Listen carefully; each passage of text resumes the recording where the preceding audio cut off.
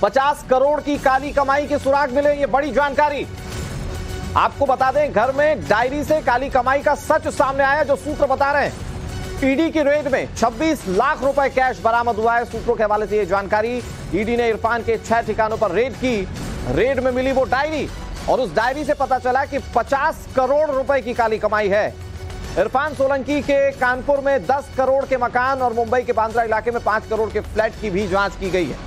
ED की team ने इरफान सोलंकी के ठिकानों पर करीब 12 घंटे तक जांच की, जिसके बाद घर से जो डायरी मिली उसमें यह काली कमाई का सच सामने आ रहा है। शुरुआती जांच में यह सामने आया कि 2016 से 2022 तक विधायक रहने के दौरान इरफान की संपत्ति में 282% की बढ़ोतरी हुई है।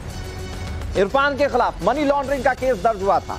इरफान और उसके सहयोगियों के खिलाफ वसूली, नजूल, निजी और सरकारी भूमि पर अवैध कब्जा, उस पर निर्माण करना और बिक्री से संबंधित कुल 17 मुकदमे दर्ज हैं।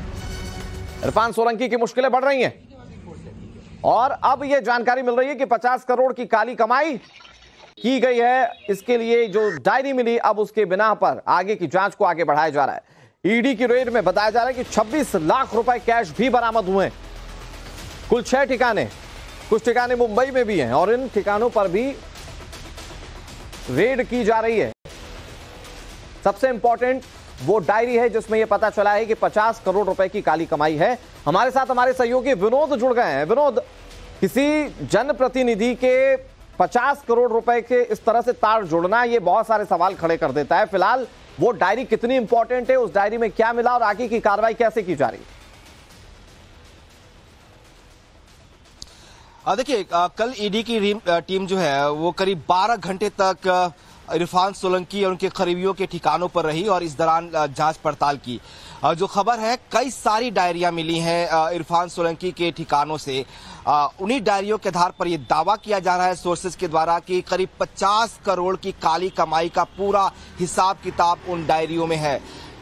ईडी की टीम उन डायरियों को अपने साथ ले गई है, क्योंकि कल जो रेड हुई उसमें जांच पड़ताल हुई और कुछ लोग जो उनके करीबी थे उनसे पूछताछ भी हुई है। अब उन डायरीज के जो हिसाब किताब है उसको ईडी जो है वो तय करेगी कि आखिर ये फंड कहां से आए, कहां इस्तेमाल हुए, कहां कैसे कैसे इसका पूरा जो खेल है उसको डिकोड करेगी। उसमें थोड़ा सा वक्त जरूर लगेगा, लेकिन जो सोर्सेज दावा कर रहे हैं कि जिस तरीके से जो इरफान सोलंकी और उनके करीबी हैं, जहां पे कल रेड्स हुई थी, वहां से कई सारी ऐसी डायरियां मिली हैं जिनमें बहुत सारे राज बाहर आ सकते हैं जी। दूसरी बड़ी बात यह है कि जिस इरफान सोलंकी फिलहाल जेल में है और जो बड़ा खुलासा ईडी की इस जांच में, इस रेड में हुआ है, ये भी हुआ है कि जब वो विधायक थे 2022 तक, इन सालों में उनकी जो संपत्ति है, जो प्रॉपर्टी है, उसमें करीब 282% की बढ़ोतरी हुई है और ये अप्रत्याशित बढ़ोतरी है। उनके जो कैश अमाउंट है, जो बैंक